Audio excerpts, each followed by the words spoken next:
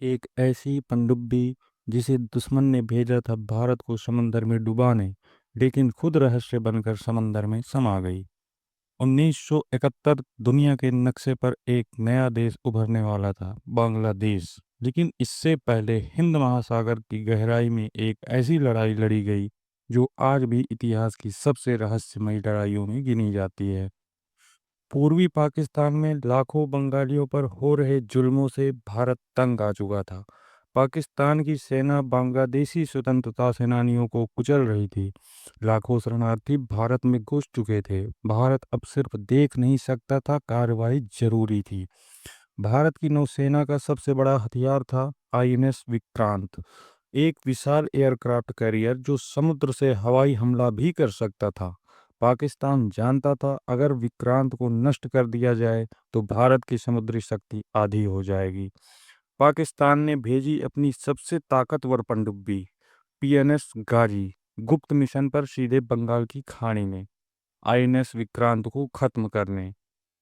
PNS गाजी America से lease पर ली गई एक 10th क्लास डीजल इलेक्ट्रिक पनडुब्बी थी। लंबी दूरी तय करने वाली, टारपीडो और माइनिंग में सक्षम थी। उसका मिशन था गुपचुप तरीके से भारत के तटों पर पहुंचना और आईएनएस विक्रांत को एक ही वार में खत्म कर देना। कराची से रवाना हुई गाजी 14 दिन तक बिना रुके समुद्र की गहराइयों में तैरती रही। उसे लगा कि उसका शिकार विशाखापट्टनम पे छुपा बैठा है, लेकिन असल में वो खुद शिकार बनने जा रही थी। भारतीय खुफिया एजेंसियों ने गाजी की रेडियो सिग्नल पकड़ लिए।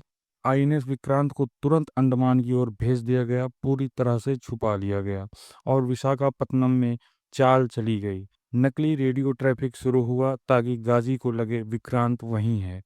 अब मैदान में आया आईएनएस राजपूत, एक विध्वंसक जहाज। उसे गाजी के रास्ते में लगा दिया गया। 3 दिसंबर 1971 की रात समुद्र शांत था, लेकिन सतह के नीचे मौत मंडरा रही थी। आईएनएस राजपूत को कुछ हलचल महसूस हुई। कप्तान ने तुरंत आदेश दिया, डेप्थ चार्जेस दागो। एक जोरदार धमाका हुआ। कुछ मिनटों बाद पानी की सतह पर तेल, टारपीडो ट्यूब और शव दिखाई देने लगे। पीएनएस गाजी खत्म हो चुकी थी। भारत का दावा, आईएनएस राजपूत ने उसे मार गिराया। पाकिस्तान का दावा, अंदरूनी विस्फोट हुआ और वह खुद बिछाए मान से टकरा गई। कुछ अमेरिकी रिपोर्ट्स तकनीकी खराबी या खराब नेविगेशन का नतीजा बताते हैं, लेकिन आज तक कोई स्पष्ट जवाब नहीं है कि गाजी के मलबे का विश्लेषण हुआ, लेकिन विस्फोट का स्रोत तय नहीं हो पाया।